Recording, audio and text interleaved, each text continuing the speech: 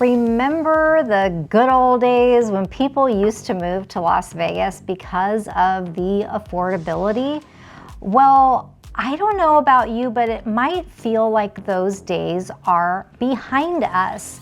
But I'm gonna walk you through all the data so that you can see for yourself if buying a home in Las Vegas still looks like a dream to you, or is it not looking like something that you can afford? Let me know in the comments which direction you're leaning. So let's start in the Wayback Machine, 2019 Vegas. And while it might not seem that long ago, as far as the housing market is concerned, it was an entirely different lifetime. We are talking pre-pandemic Las Vegas, where a home on the median side was about $300,000.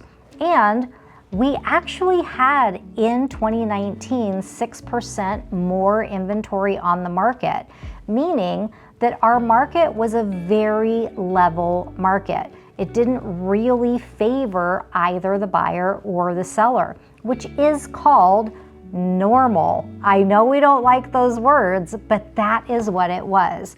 Now, if you fast forward to today's market, you are going to find that in 2025, like I said, 6% less inventory.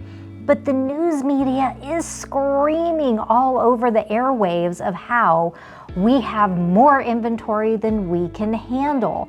But that's because during the pandemic, we had less than a 1 month supply of inventory, meaning if we sold all of our inventory without adding anything new, we would have been out of homes for sale in 1 month. That is the context that the news media is not giving. So right now, under $1 million, our inventory is at a 4-month supply. Over $1 million, we're at almost 9 months supply. So while the two markets are different today, our median is up to $450. Thank you, pandemic and low interest rates. However, there are deals to be had on either side because our days on market has gone from probably 7 days, maybe during the pandemic. I mean, personally, I sold some homes in 24 hours, but from a 7-day on the market time frame up to maybe 90 days if your home is not priced correctly to begin with, or if you didn't do all the prep work up front to get your home perfection and ready to sell. So, how are you feeling now? Would you prefer the 2019 pricing or the 2025? Another thing to take into consideration, which may not be a popular viewpoint, is that I never want to see interest rates at 2.5% ever again in my lifetime. Let me tell you why. If that happens, something catastrophic has happened. That is not a normal interest rate. So if I never see that again, that is perfectly fine with me. And the interest rates were already artificially low due to the housing crisis in '08. Our interest rates never got back up to historically where they land at around 7%. So when that happened now, last year, this year, we all have, what is that when you forget everything that came before you? We don't remember that that is what interest rates used to be. So we've been living with artificially low interest rates. This market is a completely normal market. And yes, we all like to complain and remember the good old days. However, these are the normal days. Hey there, I'm Eileen Guilbeault, your go-to real estate advisor for all things relocating to Las Vegas. If you have not joined this party yet, make sure to like, subscribe, and ring that bell so you're notified every time a new video is uploaded. So what does affordable look like today? And I will tell you, I have had this conversation with my children because I have a few kids that, because they're older, have already bought 1, 2, 3 homes. But my kids that are younger, they're like, we're never gonna be able to buy a home. It's never gonna happen for us. And that is just absolutely not the case. While it might look different today, because at a 4 or a 5% interest rate and now a 7% interest rate, your buying power does go down. However, you're not going to be able possibly to buy that single family home, 3-bed, 3-bath, 3-car garage right off the bat. It is going to take a gradual progression like it used to back, in my day, where you're going to start off with that, maybe living in an apartment, and then you're going to move into that condo that you purchased. Then you're going to buy maybe a 3-bedroom townhome. Then you're going to take that step into, still not your dream home, but you're going to buy a single family home that is probably a 3 or a 4-bedroom home, because that is how you grow in the real estate market. That is how you save that equity from one home, you put it into the next, you put it into the next, and so on, until you get to the point where you're like, you know what, I could never move again and be perfectly happy with where I'm at. Another thing that you can do that is highly strategic, and it really depends on the lifestyle that you're looking for, but you could buy a new home. Because what the new home builders have done is they went in when interest rates were still low and they purchased a bunch of points to buy down the interest rate. And so on occasion, not always, but on occasion, they offer that to the consumer. And so they are offering lower interest rates than you can get anywhere. And that means that you're automatically buying a brand new home for less money per month because they thought ahead and bought those. The other thing that you can do that you may not know about, and you really have to have somebody skilled in this process, is you can negotiate on new homes. There are 5 ways that you can negotiate the price, yes, the price that you are going to pay out the door on new construction homes. So keep in mind that you need to have that insider information to be able to do that. But I will tell you, one of the ways is to find out when their fiscal year ends. And not all builders' fiscal year ends in the same month.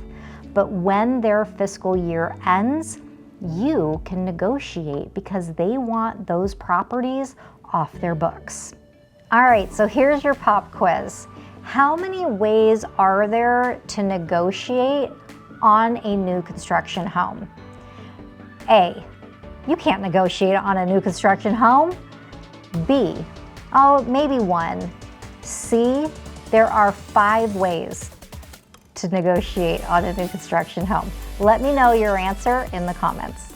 Okay, so here is my realtor strategist insight from being in this industry for 15 years. The first thing, and I mean before you even contact a realtor, the first thing that you need to do is get pre-approved. And I'm not talking just find out how much money you can spend on your home, because honestly, does that even matter anymore, really?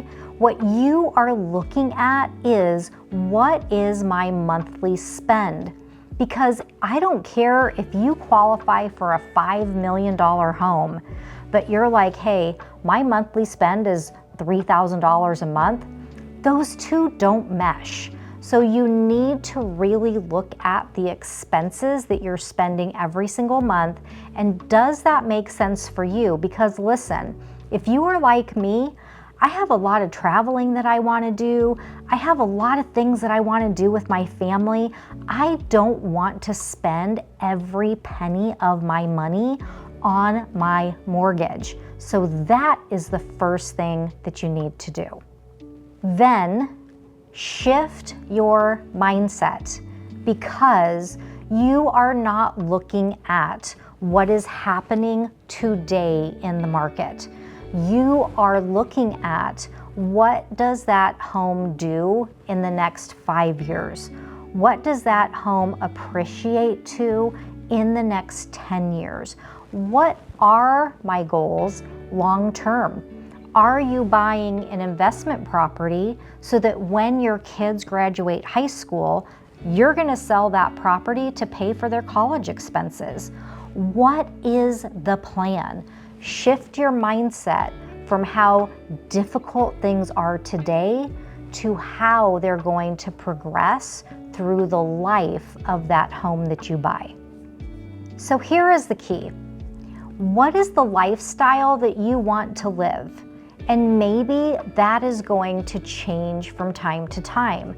Did you know that there is a builder right now that you can buy brand new, lower interest rate, and they have walls that can be removed, and none of the walls inside the home are load bearing? So if you need to expand your nursery because you had triplets, you can do that.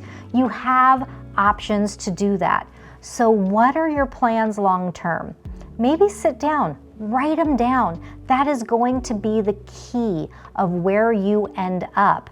Maybe not today, but even if we sit down today, we can write out a plan for you long term so that every step of the way, you know what needs to come next. So, is there affordability still in Las Vegas? My answer is yes, because if there wasn't, you wouldn't still see people from other areas of the country where it isn't affordable for them anymore, or the crime rate has gone up, or the lifestyle has changed. You wouldn't see them flocking to our amazing city. And yes, it looks different. There is no denying that. However, there are still options. There is still a way for you to move forward in the residential real estate space. So what I will ask is, message me. Before you decide to make that move, let's run the numbers. Let's look at your property that you need to sell to move on to your next one, so that we know exactly what you're looking at before your next move. Don't try to move, then figure out how you're going to make it happen, because all that's going to do is cause anxiety, frustration, disappointment, and you are going to wish that you had never made that move. So let's do it the right way and get something on the books before you decide what that next move looks like. Need more Las Vegas relocation advice and tips? Make sure to watch one of the videos on your screen. Thank you for watching. I'll see you the next time.